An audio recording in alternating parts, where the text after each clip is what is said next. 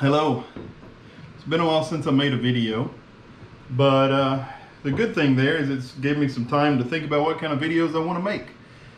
I've been pretty busy with work and pretty busy with getting a few things done around the house here and there, and it's hard to just find a little chunk of time where nobody's around to throw a nice video together. But I think I have a couple good ideas, this is being one of them.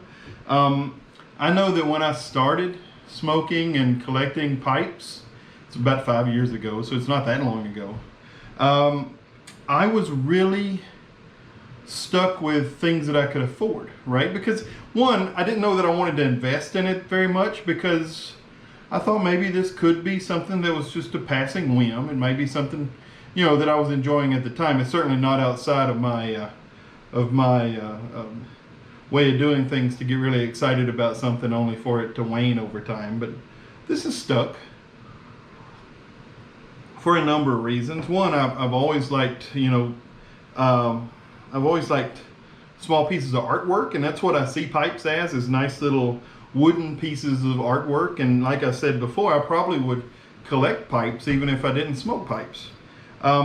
So what I want to talk about today is once you've gotten to a point where you have a nice little collection of pipes to smoke, how you can start adding some higher end pipes to your collection without breaking the bank. Okay, and spoiler, it's going to take a little bit of work on your side. If you want really high-end pipes that require no work whatsoever, you're going to spend the money. But I have amassed, and some of these are at different levels of value. Okay, but I've found that I really like classic English shapes and Italian takes on classic English shapes. So what we have in front here are a few English pipes and a few Italian pipes, and we're going to throw that Peterson in there. I'll throw that in with the classic English shapes because this one in particular actually is. But I want to go through kind of how I add these to a collection, because I'm a university professor. Okay, I'm not bringing down the big bucks. All right, even though people might think that it's a misnomer, believe me. But I got to a point to where I wanted to start having some Dunhills and some higher end pipes in my collection. And I knew I wouldn't be able to just go on and go on to smoking pipes or wherever and just buy the newest ones. It's just off the factory floor. Also, there's some things that I've wanted that buying brand new would be a little expensive. So I found that using the estate market, I can collect pipes that I otherwise would not be able to keep and or have or even own. And some of these are very, very special to me. So I want to go through this and kind of the process I use. All right, so the first thing I do is I'm constantly on the outlook. I always have a few bucks in my pocket, and if I go by an antique shop, I make sure to look around for pipes. It's actually kind of cool because once you've been looking for pipes for a while, you kind of figure out where they are in the antique shops. So typically the people that run the antique shops or the consigners will put them in a glass case where they can be under lock and key regardless of their value. The reason they do this is it's something easy to put in your pocket and carry off, and yes, there are horrible people out there that do things like that. So I go through and I can run through, scan the cases and come across a number of different things. Now, most of the time when you come across an old pipe, they don't do any restorations at the antique shop. In fact, what they're doing is they're going out buying big lots at estate sales and going through and seeing what they could sell. So they're usually in the shape as that they were left in by the previous owner, which means there may be a bunch of cake in there. The stems are almost always oxidized. There's usually a lack of polish, right? So they can be pretty rough looking. But what you have to do is you have to get an eye to being able to see through that and see what is fixable or what's just on the surface, right? The other thing you can do is go on eBay. Now, the people who are selling on eBay, they're going to price them a little closer to what they're worth, but if they require some work on your part, that value is going to be a little lower than if it's a brand new, really nice looking pipe. Also, if there is some minor damage that you can fix, that allows you to take some things into your collection that you otherwise would not be able to keep. So I've got a few here, and I'm going to tell a little bit of a story around all of them. And hopefully this will help you start building your collection, start adding some gems to your collection that you otherwise would have to spend $800-900 for. Okay, so this is my Dunhill collection. We'll end with that one, but the first ones I want to talk about, these are some Savinelli 614s. They're not anything special. You can buy them all for about $100 each, but I spent less than $50, and this was early on. I realized I really like this shape, and if you look at this shape, it is an umpal, right? And what I like about it is when I'm reading, I can see, and it's down below my sight. It also is a nice looking pipe, right? I mean, it looks cool on your mouth. These in particular are the dry system pipes that I've talked about before, and you know, they have the same little balsa filter. Anyway, the story isn't the individual pipes here, but this one is a rusticated pipe that I got for very little money. I got this on eBay because the rim had a big gash in it. Well, since it's rusticated, it looks bad initially, but what I ended up doing was I ended up soaking it in ethyl alcohol to take down most of the stain, and then I took a Dremel. You can't hardly see here, but I re-rusticated the edge. All right, so what I was able to do there was to make the rim all look the same, and I was able to, you know, buy a really nice pipe that, you know, brand new would have cost me about $125, $130. I think this one was like $30, right? Put a little work into it. Now I have one of each finish that they produced from the early 80s. All of these are from the late 70s, early 80s. Nice little collection of pipes, right? All of these together, I may have spent $150 on for all three. But I put a significant amount of time into cleaning them and polishing them and doing some cosmetic work. All right. The next one is that this is actually because it's silver, I know what year it was made. This is actually a birth year, and I'm getting a little old, right? So this is a 1976 Peterson deluxe system pipe. All right, it's got all the bells and whistles there. But again, this one was heavily oxidized. All of these that I bought have been heavily oxidized. But the great thing about dealing with oxidation on higher end estate pipes is that the oxidation is much easier to remove on really good ebonite than it is on lesser ebonite, right? So I do actually have a very large collection of a group of Comoy seconds called Everyman pipes, and they are particularly tough to get back to a nice glossy black. These are not so because they're higher end, obviously, and a little bit easier to repair or bring back to the way. It's not really repairing, you're just taking the oxidation out. But this pipe I was able to pick up. This one was at an antique shop. Blew my mind, right? Because it was my birth year. But because I had the money in my pocket, I usually And this isn't a luxury that I've had forever. And if you're a pickpocket, you know to hit me. But I usually keep a $100 bill just stuck in my pocket in case I run by a pipe. Now that isn't something I would have been able to do 5 years ago, right? It's just as I'm a little bit older, I make a little bit more money, I'm able to stick that in my pocket and hang on to it in case I run across something. Because you want to be able to pull the trigger when you see it, right? So this one was a really nice one. Not necessarily something that I would go looking for, but it fell in my lap. All right. These are a couple of Sassini pipes. When I picked up this one, heavily oxidized.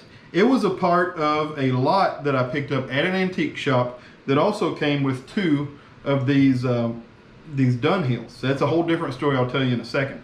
But it just needed some cleaning. Look at this, ring grain, gorgeous, right? This is another Sassini that is a little higher grade actually, but it has a, this is not the original stem. If you're worried about everything being original, this wouldn't be a good option for you, but stems oftentimes will get damaged. They'll get chewed up. And if you know someone who can do stem work, or if you can do stem work yourself, or even if you find one that already has a aftermarket stem, then what you end up with is a very nice stummel with a stem that may not be original, but you get something very close. So in this case, we have a very nice older Sassini Canadian that is an excellent smoker that probably would have been very expensive, and because it has a second, an aftermarket stem, I think this one was less than $50. Also, if you have some of those things, and I have a lot of stummel in there that's, you know, a lot of just the wood part, right, in my workshop, that I'm going to ultimately put new stems on. There are people that will do this for you, and a lot of times if you can buy a nice bowl, right, without the stem, be it Dunhill, be it, you know, any of the higher end pipes, it may actually be cheaper to buy that and then send it off and have someone make you a stem for it. You're still going to get an excellent pipe out of it, right? It's got all the stamping. It's just maybe you may not think it's necessarily perfect, and it's not, but it's affordable at that point. Okay. This brings me to my Dunhill collection, which I'm extremely proud of. Now, I will start this by saying the most expensive ones here I have spent $150 on. All right, and I'll tell you two stories here. Okay, this one here is probably the most valuable pipe in my collection. I was at an antique shop and I saw it in the glass case, and it looked really rough. It was the entire stem was yellow. The cake was crazy thick. I couldn't even read any of the nomenclature because it had just so much junk on it, right? But I did see this little white dot. And they were, I think they were asking $100, and it was a 25% off sale. So I bought this one for $75. I got it home, I cleaned it up, and I noticed that there were 2 patent numbers on it. And then after I cleaned it up a little more, I noticed that it was from 1927. So I have a straight billiard, or a straight pot, double patent from 1927 that I can't even put an amount on this. I don't know what this would go for on the market. I know it's a hell of a lot more than $75.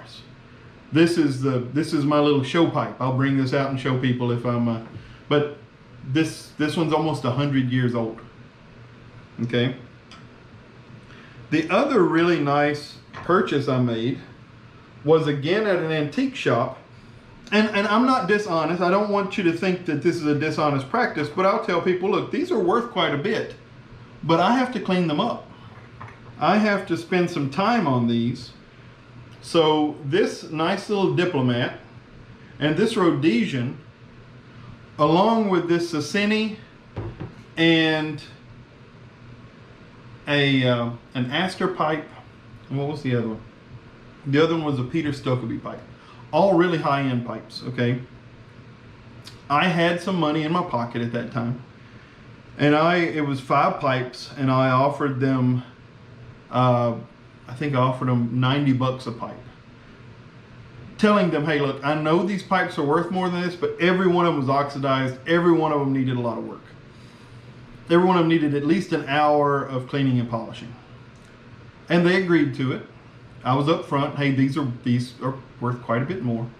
And I cleaned up the Ashton and I cleaned up the Peter Stokeby, put them out for sale, and ended up making enough money to where I ended up getting all of these for like maybe $50 or $60 after I sold those 2 pipes. So by buying a lot, cleaning up a couple, selling them, I made the money back on these. So now I have a beautiful Diplomat, which this is one of my favorite shapes, one of my favorite pipes. I don't smoke it very often because it is, it's a higher end pipe that I don't want. But this Rhodesian, I smoke this one regularly because it's a gorgeous pipe. But also, if you're gonna have them, you gotta smoke them, right? Now the other 3 I have here, this is another. This is a Berthier Dunhill, a group 5, so it's got some size to it. And one of the other things you can do on eBay is just, you get lucky sometimes. If I see things I like, I'll put some money down on them. And if I really like them, I'll wait, and like when the auction's about to end, I will dump the maximum amount that I would spend on it into the thing. I think I wait for like 5 seconds are left, right? That worked out with this one. It's actually the same thing that happened with this one. I liked both of these pipes. I was willing to go, I think, about 165 or 170 on them, which is a lot more than I would have ever spent on a pipe when I first started. More than I could have spent on a pipe whenever I was, whenever I made less money than I do right now. I'd want to stress to you, I'm not banking, but every few months I can drop $150 here and there now. Not something I could have done 5 years ago. All right, both of these pots are beautiful. Neither of and they're worth quite a bit more than what I spent on them. All right, this last one was another one of the things like this Sassini, where it's going to be a pain getting out of here, isn't it? Because it's one interesting thing I found, because I have a lot of older pipe stands, is they reflect the fact that pipes were historically a lot smaller than the pipes we use now, because pipes didn't fit in there very well. But this is a nice little Dunhill, but this is an aftermarket, right? It still has the white dot, but it's obvious because it's acrylic. It actually has a little bit of a blemish up here. I'm gonna send this one off to get a new secondary or a new replacement stem. But because I was able to purchase this with the replacement stem, this part is still Dunhill. Everything's all done. I'm gonna send this off to an artisan to replace the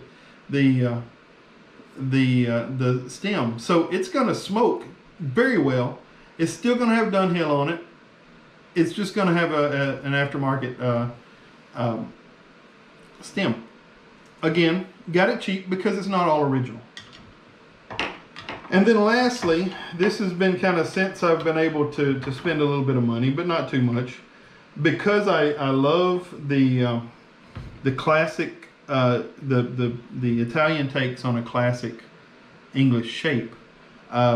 Here's a nice little bent Dublin that's a Sir Jacopo pipe, and it's actually a coral dot. Another eBay find, but it was one of those that was coming up at kind of an odd time, right? Because if people aren't used to selling things on eBay, or maybe if they don't care, they won't time it so that it's at a time when people normally are around their computer, right? They'll time it so that it's like 8 a.m. on a Tuesday. right? Who's going to be watching that? Well, if it's something I'm super interested in, and this one I was, because it honestly is probably the most gorgeous pipe I own. I was able to pick it up at a reasonable price. Now, you shouldn't expect to go on and pick up things like these two Suryakapos for, you know, almost nothing. Once you get to the point to where you're collecting nicer high-end pipes, you may be able to pick up something at $200 that would normally cost you $400, right? If you're okay with an estate pipe, which some people have issues, some people think it's gross, yet at the same time they'll go to to a restaurant and eat off of silverware that's been cleaned. I clean all of these, right? These have all been cleaned. They've all been used by other people, but they've all been cleaned with ethyl alcohol, and I even will use we'll clean the stems much like I clean silverware, right? I'll use my my dish soap. I mean, it's as clean as you're going to get something that has been used before. And honestly, these are great pipes with some history. They all have a story, right? To me, that's worth something in itself. So what I've done, and the way that the majority of my my collection has been amassed, has been by buying estate pipes from either antique shops or eBay, or, you know, I've actually picked up a couple pipes from estate sales or from garage sales. Those pipes I bought were from the lower end. They were part of my Everyman collection, which I'll go over at some point on this channel. And I've been able to pick up some pipes there. What that means to you is, if you're willing to spend some time cleaning pipes, learning how to do some things to repair pipes, and you're willing to do a lot of shopping, and realize you're going to miss out. You're going to miss out on most of them. You go on eBay, you're looking, you're trying to get a pipe for a price that you can afford. Stick with your price, and once it goes above that, go on to the next one. There's a lot of pipes on there. Okay, you're going to come across some things that you're going to love, but don't go crazy. All right, have yourself a point that you're going to go to, and then place that bid at the very last second. And if you miss it, you miss it. Move on to the next one. Nobody here is going to die if they don't buy a pipe tomorrow. Okay, but you know, those are my tips, I guess. Keep some money in your pocket in case you come across something. Keep an eye at the garage sales, antique shops, eBay. Make sure that you know what your top is. Make sure you know what it's worth. Don't go crazy. Don't buy something that's just all jacked up, because your time in cleaning it and repairing it is worth money. But if you learn how to clean and repair pipes, you can amass a very nice collection, and in many cases a collection of higher end pipes that you would normally spend a lot of money for. All right, just by learning some of these techniques to clean and repair. So that's really what I wanted to talk about today. I'm not just showing off that I have all these. I mean, to me, there's people I know who this would be their low end.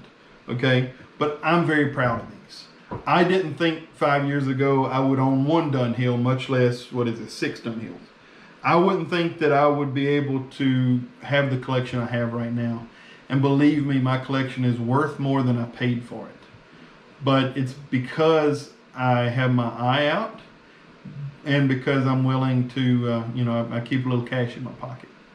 Don't go crazy. Don't wager your rent, okay?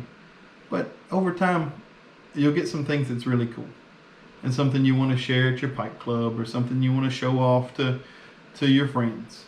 And I know this isn't all about just showing off, but it's nice to have something nice, right?